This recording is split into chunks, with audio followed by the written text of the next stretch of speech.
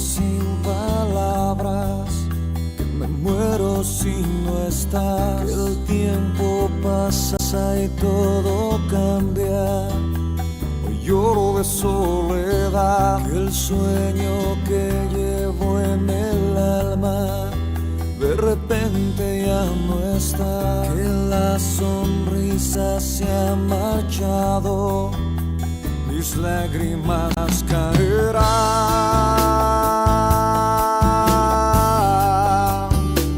mis lágrimas caerán.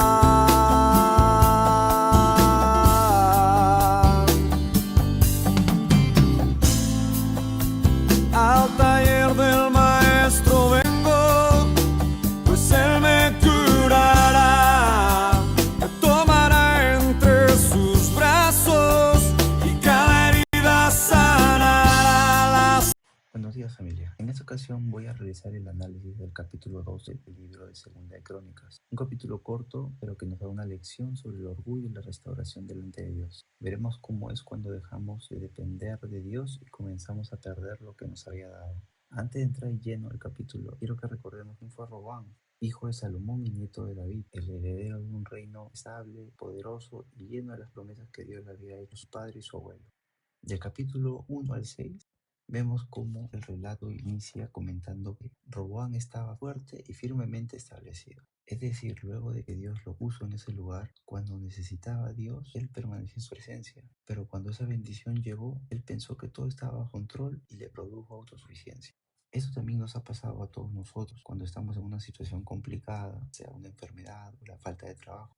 Por ejemplo, en ese momento estamos más pegados que nunca. Oramos, alabamos y pedimos que nos dé la salida rápida. Y aquí aparece una verdad profunda. Muchos buscamos a Dios cuando estamos en crisis, sea cuando un matrimonio está al borde del divorcio, cuando un negocio está por quebrar, o hasta cuando estamos frente a un examen importante y le pedimos iluminación a Dios. Pero pocos cuando todo está en orden y las cosas marchan bien. Cuando llega la bendición, dejamos de orar y ahí comienza la caída. Cuando abandonamos a Dios, esto trae consecuencias. Dios permite que pasen cosas. Él no las provoca, pero sí lo permite. Todo bajo un esquema de aprendizaje y disciplina. Se menciona que Dios permite que Sisac, el rey de Egipto, invada Judá y a través de su profeta Semaías les manda un mensaje contundente. Ustedes me abandonaron y por eso yo los abandono en manos de Sisac. Eso no quiere decir que Dios se ha olvidado, sino que es una advertencia. Sisac no es el problema, todo comienza en el corazón de Roboam. Cuando dejó de buscar a Dios, la batalla se perdió en el interior. Entonces, ante las palabras del profeta Semaías, el rey Roboam y los líderes que representaban al pueblo se humillaron y reconocieron que el Señor, su Dios, es justo al permitir esa situación. Ellos no se justificaron o buscaron culpables. Su arrepentimiento hace que acepten su responsabilidad.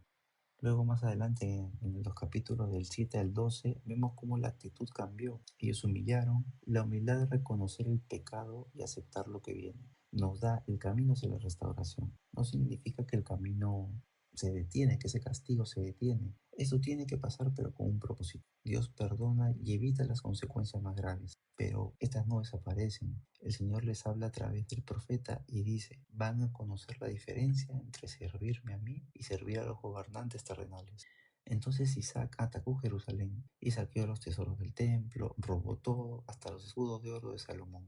Todo esto pasó con un propósito de dejar una enseñanza en el corazón y mente de Roboam y el pueblo. Dios perdona el pecado, pero no elimina las consecuencias. A veces hay que pasar por el fuego para ser restaurados. Y esas cicatrices, sean en la piel o en el interior de nuestra mente, aún luego de años, siguen contando historias. Siguen recordándonos que pudo ser peor y nos muestra que Dios es bueno y sigue siendo. La palabra dice que como Roboam se humilló, se apartó el enojo del Señor y no lo destruyó por completo. Aún quedaban algunas cosas buenas en la tierra de Judá. Esto quiere decir que Dios ve en nuestro interior, ve nuestro arrepentimiento sincero, ve nuestro corazón y de nuestro corazón humillado y arrepentido inicia la conversión. Luego en el capítulo 14 se resume la vida de Roboam. La palabra dice, fue un rey malvado porque no buscó al Señor con todo el corazón. No dice que fue malo porque cometió errores, sino porque decidió no usar a Dios. Esa es la diferencia, que no es el perfecto que nunca cae, sino que el que a pesar de su caída se levanta, es fiel y no deja de usar a Dios. La Biblia está llena de hombres y mujeres con pecados y que pasaron situaciones peores que las nuestras. Dios no eligió a los perfectos o a los más espirituales, sino que vio dentro de esa imperfección un corazón que realmente desea buscarlo, un corazón conforme a Él. Y haciendo un paralelo con nuestro Señor Jesús, identificamos situaciones opuestas. Roboam, cuando fue fuerte, abandonó a Dios, pero Jesús, siendo el Hijo de Dios, nunca dejó de depender de Él. Roboam se llenó de orgullo cuando estuvo en el lugar de poder, pero Jesús se humilló aún siendo el Rey de Reyes. Jesús nos enseña que la grandeza no se basa en alcanzar posiciones de poder, sino en permanecer en comunión con el Padre. Él en su momento nos llevará donde quiera y nos usará como un instrumento para su propósito. Nada se medirá por cuánto hemos logrado, sino por cuántos seguimos dependiendo de Dios. En Juan 15:5 nos dice, porque separados de mí no pueden hacer nada. Y finalmente, aprendemos que la caída de un hombre no comienza cuando pierde sus bendiciones. Comienza cuando deja de buscar a Dios que se las dio. Pero la restauración empieza el día en que el corazón humilde vuelve a los pies del Señor. Gracias, familia. Al taller del